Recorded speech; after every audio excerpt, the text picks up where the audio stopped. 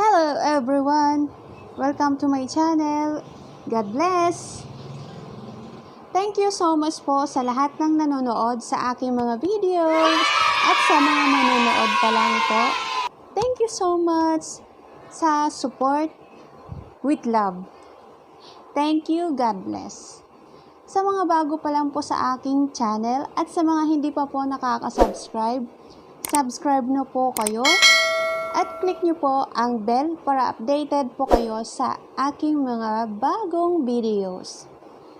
Konting business idea po tayo ngayon para po ito sa mga sari-sari store. Isa sa mga paninda sa sari-sari store na malakas bumenta, na di pwedeng mawala. Or kung wala pa kayo nito, ay magdagdag na po kayo sa inyong tindahan. At eto na po ang mga iyon. Ang mga bunot na lobo. Baliktad.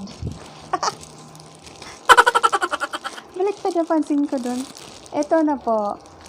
Bunot, palabunotang lobo. Lottery balloons. Lottery bunot, lobo. Lottery balloons. Ang puhunan ko po dito ay 120 pesos. Ang laman niya po ay 160.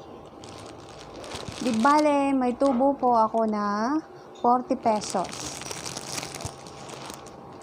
Yan. Maganda pala ito. Ito po. Malakas po ito sa mga sari-sari store. Or pampalakas sa mga sari-sari store. Hindi lang po bata ang bumubunot, kundi pati mga parents bumubunot para sa kanilang mga anak.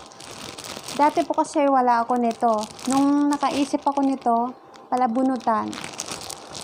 At saka po itong isa kong palabunutan, nung naisip ko yan, ang sigla-sigla na po ng tindahan ko. Lalo na po yan, ang lakas-lakas po. Di po tayo mawawalan dito ng piso, maya't maya ang pasok ng piso.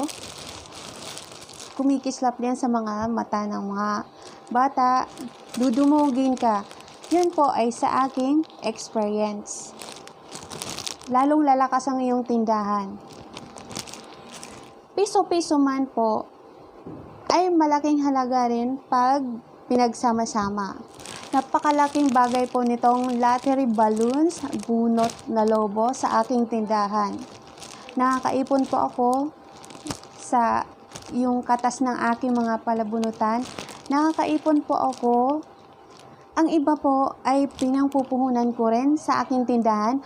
Pinangdadagdag ko sa tindahan kung ano ang wala ako sa tindahan. Kaya ayon, lumalago. Thank you, Lord! At hindi lang po yan ang aking tinitinda mga palabunutan. Meron din po akong iba pang mga toys pambata. Para mas lalong maraming grasyang papasok. Malakas po talaga ito sa tindahan. Lalo kapag ang pwesto ng bahay mo ay daanan. Kagaya po ng pwesto ng aking tindahan ay daanan po ng tao. Maraming dumadaan, maraming nakakakita, kaya bumubunot lobo. Merong malaki at merong maliliit. Meron pa pong mga free. Ito sa baba.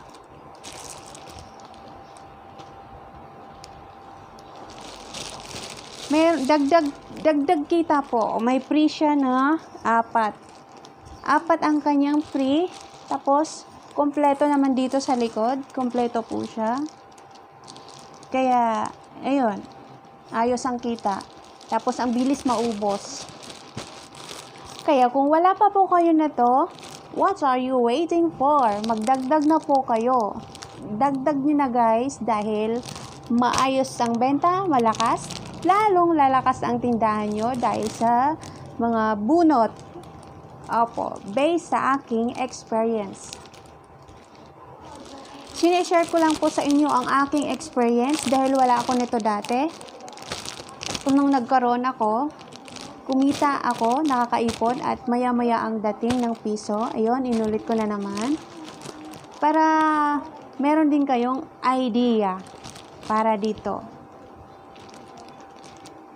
At sa iba pang mga pampalakas ng tindahan. Check nyo rin po sa description box ang isa kong vlog about sa pabunot, sa palabunutan. Ay yun po ay ang lakas-lakas din po ng kita. Pang malakas ang kita po ang mga yon. Pang extra income ko sa aking sari-sari store. Kaya subukan nyo na po